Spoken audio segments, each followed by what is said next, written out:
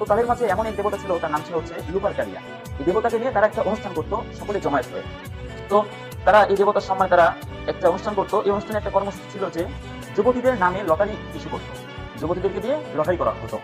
তো এই লটারির মাধ্যমে তারা যুবকরা বিভিন্ন যুবতীদেরকে তারা নিজেদের করে নিত এবং একটা বছর তাদের নিজেদের অবস্থায় নিজেদের অধীনে নিয়ে তারা এই একটা বছর পার করতো।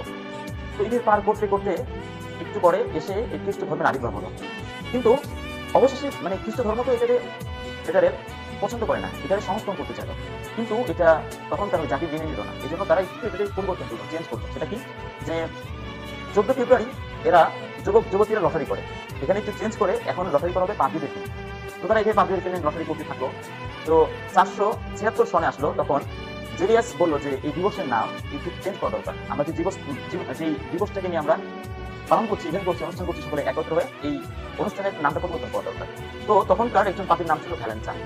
তো 496 ইংরেজিতে নামকরণ করা হলো এই ভ্যালেন্টাইন্স ডে।